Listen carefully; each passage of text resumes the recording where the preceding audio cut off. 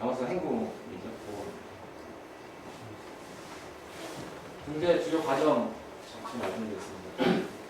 남아선은 처음에 예비후보라고 하셨죠. 예비후보에 등재가 돼야만 등재 신청서 쓸 수가 있습니다. 2010년 2월에 남아선성은 잠정목록에 등재가 됩니다. 저희가 2009년에 만들어졌는데 1년 만에 잠정목록가 등재됐습니다. 그리고 그 우선 등재 추진지로 노란시가 선정이 됐죠. 그때 저희하고 백제 역사지가 등재가 같이 선정이 됐습니다. 그때 굉장히 치열했습니다. 그 지금 서울의 국립고궁박물관에서 했는데 당시 뭐 지사라든지 뭐 시장들 다 오셔가지고 막 굉장히 엿드렸어요. 거기서 등재가 됐고요. 선정이 됐고요. 그 다음에 저희가 선정된다면 바로 등재 신청서를 작성을 합니다. 2년에 걸쳐 했고요. 근데 여기 나중에 말씀드리겠지만 한양도성과의 문제가 생깁니다. 저희가 막 등재 신청서 막바지에 들어와 있는데 한양도성에서 굉장히 언론에 이상한 것들이 많이 나와요. 그건 제가 나중에 말씀드리겠습니다. 등재 신청서를 영문을 작성하는 겁니다. 영문을 작성했는데 등재 신청서 영문 초록에 대해서 감수를 받게 돼요. 감수는 이제 저희가 아까 기호라솔라씨라고 저희 공사 사무총장 그분을 모셔다가 한국에서 모셔다가 직접 영문 감수를 받게 됩니다. 그래서 영문 감수를 거쳐서 등재 신청서가 완료가 됐죠. 2012년 12월에 등재 신청서 목차는 좀 제가 간단하게 요약한 겁니다. 그 이상의 수도되고 명칭 지자표, 관계 완충자표 그런 거, 이상의 설명, 그 이상에 대한 뭐 입지라든지 의뢰와 민소, 인도 공문과 공문원 역사가 다 포괄 되고요. 가장 중요한 것은 등재 정당성입니다. 탁월한 오입의 지시, 비교 가치, 진정성, 완전성을 기술해야 됩니다. 그리고 등재 이전과 이후에 대한 보존 현황 요인, 보호 관리, 모니터링입니다. 등재 이후에 너희들이 어떻게 평가받고 모니터링 할 것인가도 다시 제시를 해야 됩니다. 이게 뭐 한 장짜리지만 남아선 같은 경우에는 17페이지가 목차입니다. 굉장히 긴. 이거는 유네스코 그 세계에서 협약에서 정하는 그 목차에 따라서 이렇게 쓰게 되겠습니다. 그래서 남아선 등재 신청서는 이렇게 실제로 보시면 메인 등재 신청서가 있고요.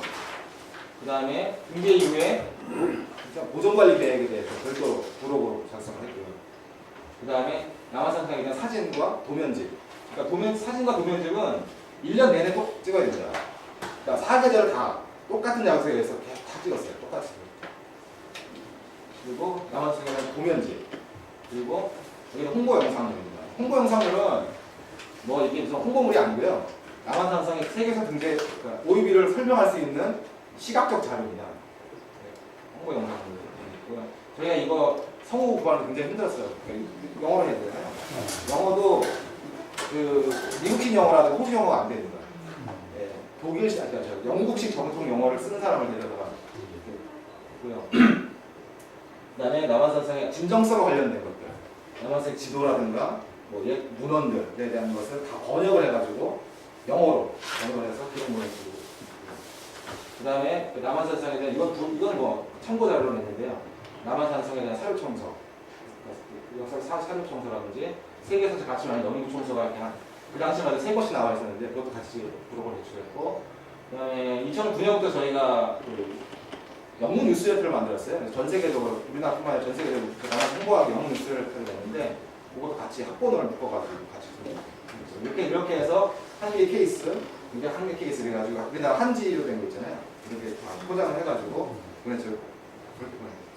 그 포장하는 것도 기술이에요. 포장하는 것도 굉장히 성의있게 합니다. 그것도 남아선 세계에서 가치는 등재 2번과 4번이었는데요.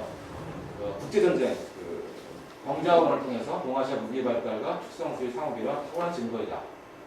이게 국제전쟁이 있는데 남한산성과 북한산의 차이점이 큰 차이점이라면 남한산성은 병자호라는 전쟁을 겪은 성곽이에요. 북한산성은 그런 것은 없었지만 세계유산 등재하는 것, 뭐 이건 전쟁이 일어나면 안 되겠죠. 그건 안 되겠지만 세계유산 등재 과정에서는 후손들의 입장에서는 이 전쟁이라는 것이 오히려 전쟁을 겪었던 유적이 굉장히 유리합니다. 왜냐하면 그 전쟁이라는 것은 국제적인 전쟁이잖아요. 전쟁이라는 것은 한 국가와 무기 다뿐만이 아니라 운명이 문화가 교류가 되는 부분이 있거든요. 그런 면에서는 전제가 치렀던 의제를 등재되고 있습니다. 그리고 기산 자주권과 독립을 수호하기 위해 유사시에 저희가 가지고 키워드가 있는데 한양 도성을 지키는 임시 수도라는 것을 강조를 하게 됩니다. 북한산성도 마찬가지거든요. 북한산성도 마찬가지로 한양 도성을 지키는 유사시에 대표할 수 있는 임시 수도의 개념으로 준 것이죠. 그래서 나중에 말씀드리겠지만 북한산성과 남한산성의 오유는 굉장히 비슷합니다. 그리고 등기구 4번에 의해서 남한산성은 험한 지형을 활용하여 성곽과 방어시설을 구축함으로써 여기 보시면 남한산성은 또 삼국사기에도 나오거든요. 포미신라 시대 때부터 숙성됐다는 기록이 나옵니다. 7세기부터 부한말 19세기에 이르는 숙성실 시대의 발달 연도를 잘 나타낸다. 지금 한양도성도 마찬가지고요. 한양도성도 보통 세종부터 숙종 이런 조선 후기 성곽 발달에서 나타났거든요. 한양도성도 가보시면 요 구간은 태조 때, 요 구간은 숙종 때 이렇게 쌓기 방법에서 달라요. 남한산 같은 경우에는 통일신라 시대부터 이렇게 이 성벽이 발달하는 걸 볼 수가 있어요. 그래서 이렇게 처음에 옥수수돌 모양으로 생긴 것들, 혹시 남한 가보시면 이런 것들은 통일신라 시대에 살았던 기술입니다. 그리고 이렇게 인조 때, 숙종 때 이렇게 나오죠. 자세히 보시면 이 성돌의 시대가 가면 갈수록 성돌이 커지잖아요. 성돌이 커지잖아요. 이거는 무기와 발달 사이에서 결정됩니다. 그러니까 예를 들어서 옛날에는 활을 쏘거나 조총을 쏘거나 그럴 경우에는 이제 성돌이 크지 않아도 되지만 나중에 포대가 설치가 됨으로써 그걸 방어하기 위해서는 이제 성돌이 점점 커지게 되는 거죠. 그래서 동양의 무기 발달 사이에서 성곽 발달에서 잘 나타내주는 이 표본이다 이런 걸 저희가 제시를 하게 됩니다. 북한산성도 마찬가지예요. 근데 아까 진정성을 잠깐 말씀드렸는데 이거는 저희 사립동서에 냈던 거거든요. 그러니까 1909년도에 찍었던 수호장대라는 사진이에요. 이 사진과 똑같은 데에서 해가지고 똑같다는 것을 저희가 보여드렸고 영국은 가장 똑같은 자리에서 1960년대, 50년대 사진이었고 최근에 찍은 사진 이렇게 다 똑같은 자리에서 옛날 진정성을 보여주게 됩니다. 그다음에 이게 1892년에 이게 프랑스 공사 프랑데이라는 사람이 주한 공사 사람이 찍은 거예요. 그 당시에 그 사람이 만약에 이거 사진 찍지 않았으면 큰일 날 뻔했어요. 이거 찾아내기 굉장히 힘들었거든요. 남한산 행궁 이게 정문입니다. 한남로라고. 이 사진을 근거로 해서 보고를 한 거죠. 그리고 수호장대 위에서 그래서 그분이 여기 행궁 위를 찍은 거예요. 1909년에 찍은 거고 이걸 또 근간을 해서 이렇게 보고를 한 거거든요. 근데 이제 저희가 등재할 때 가장 큰 문제점 중에 두 가지가 있었는데 바로 이 행궁이었습니다. 행궁 복원이었습니다. 그래서 유네스코에서는 이거는 복원이 아니고 신축이 나와요. 그러니까 저희가 이거 한 500억 들었거든요. 복원비가 500억 들었고 10년 동안에 복원을 했는데 그래서 굉장히 자랑스럽게 생각하고 막 기념식도 굉장히 크게 거행하고 그랬는데 그래서 이거 행궁을 이제 복원되면서 세계에서 등재의 교두보를 더 앞대게 했다 이런 광고를 하고 그러는데요. 사실 이것 때문에 등재 안 할 뻔했어요. 그러니까 진정성 문제 이게는 발굴이라든가 사진이라든가 다 있었죠. 똑같이 했잖아요. 대신 유네스코에서는 이게 재료의 일치성도 같이 봅니다. 그러니까 서양 같은 경우에는 주로 이제 이 석조문화잖아요.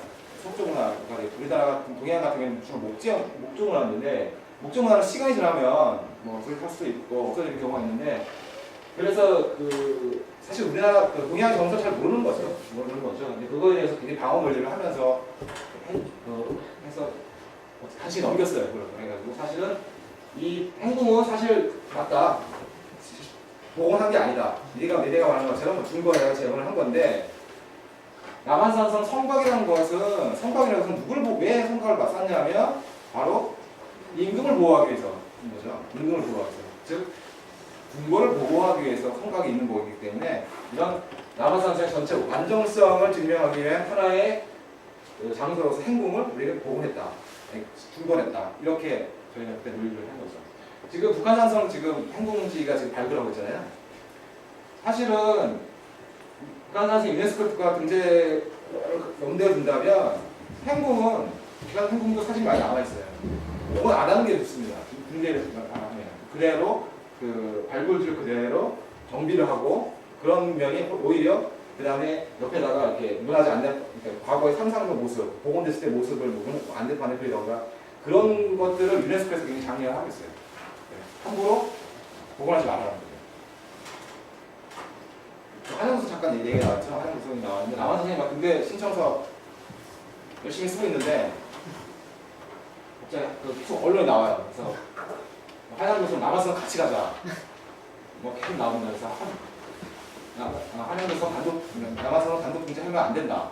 한양도서가 함께 가야 된다. 이런 게 계속 나와요. 기사가 나왔는데 저희는 그냥 무시해버렸거든요. 근데 문화재청에서 이게 계속 기사가 되니까 중재를 하게 됩니다. 그래가지고 2012년인가요? 12년에 그 창덕구 후원에서 회의를 합니다. 그래서 서울시하고 경기도 사람들이 와서 서로가 대응을 해요. 그래서 서울시 입장은 조선시대 수도 방위책으로서 한양도서, 남한산성, 북한산성을 함께 묶어서 세계유산 등재를 하자는 거예요. 그 당시에는 이렇게 해야지. 그래서 국익을 위해서 같이 묶어서 해야 된다. 근데 사실 서울시에서 이렇게 하는 이유는 그 남한산성이 등재가 되려면 같은 성곽유산이잖아요. 서울 성곽, 한양도성이 되기 어려울 거라고 그때 당시 생각을 한 거예요. 근데 저희 경기도 입장에서는 그렇지 않다. 조선族수도 방위책에는 4대 유수부다. 그래서 수원, 개성, 강화, 다음 주 남한산성을 둔 거고, 한양도의 근접방위는 북한산성, 향충대성 이거에서 남한산성 또 인치소득 개념을 해서 너희들은 따로 알아서 하자. 국유에서 각자가 이렇게 저희가 그랬는데 문화청에서는 저희 경기도 편을 손을 들어줬어요. 그래서 남한산성이 단독 등재가 됐으니까 4대 유수를 보시면 조선族 4대 유수를 보시면 개성이 있겠고요, 강화가 있겠고요, 그 다음에 광주가 있겠고요, 수원이 있는데 신기하게도 다 등재가 됐죠. 그죠? 수원에서 등재가 됐잖아요. 남한산성이 등재가 됐고, 그 다음에 강화는 물론 고인돌밖에 없지만 지금 현재 그 강화 관방유적이라고 해서 세계 등재를 준비하고 있습니다. 그 다음에 2014년에 개성 등재됐잖아요. 역사적으로 등재됐잖아요. 그래서 사실은 한양도성까지 가고 북한산성에 등재되면 이런 4대 유수부가 다 등재가 되는 결과가 나옵니다. 잠깐 쉴까요? 네, 쉴게요. 예.